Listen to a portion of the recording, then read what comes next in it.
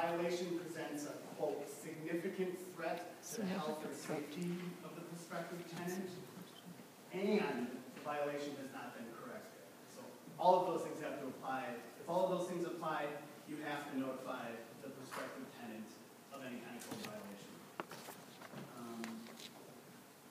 And then the last thing is check-in sheets. Now, it is the owner's responsibility to provide the check-in sheet to the tenant when they move in. It doesn't apply at renewal, but you do have to provide it. So they changed it a little bit about what the check-in sheet has to have on it. Now, you just have to give them a standardized check-in sheet.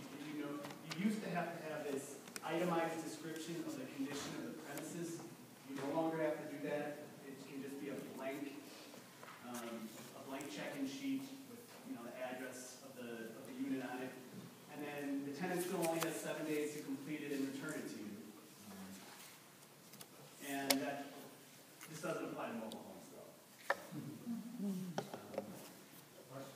Absolutely. Backing up prior to the check-in sheet, we were talking about disclosure of code violations. Yes.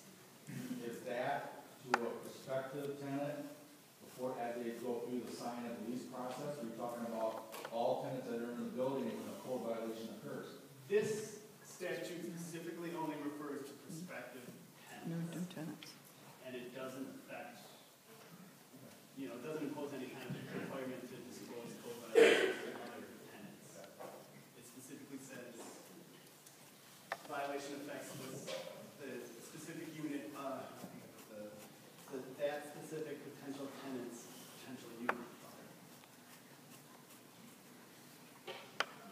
Changes to the eviction process. If you have an existing lease with 2 tenants, and then they plan to add a 3rd tenant, and they do that eviction fees and so on, and he or she is added to that lease, her knowledge of what has already happened and what her responsibilities are when they actually terminate the lease.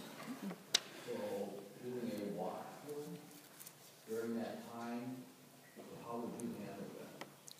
What do you mean doing a walkthrough? In other words, when you add the it? new tenant wants to know the condition of the unit.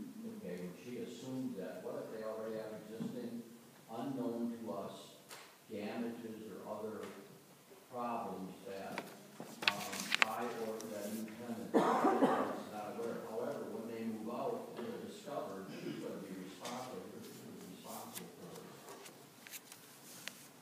Well, you're never required to disclose anything you don't know.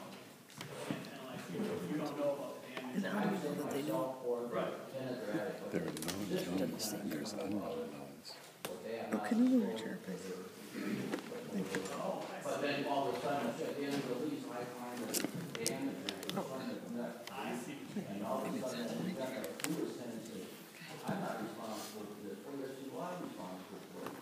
Well, I can tell you that later on here I'll get to, they changed a little bit about the tenant's responsibility for the damage to the unit. And now it's due to the tenant's action or inaction. So the damage has to be attributable to the tenant. I would suggest doing a walkthrough, absolutely. So that protects you, so that there can be no claim of, I didn't know about this condition, I didn't know about this, that everybody's on the same page. But my suspicion would be that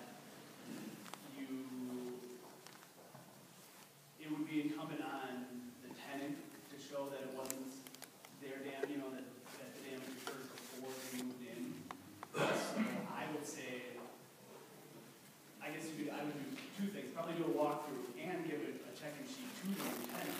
And that new tenant can say, all right, this is the way the condition was when I moved in. Anything after this, yes, that's my problem.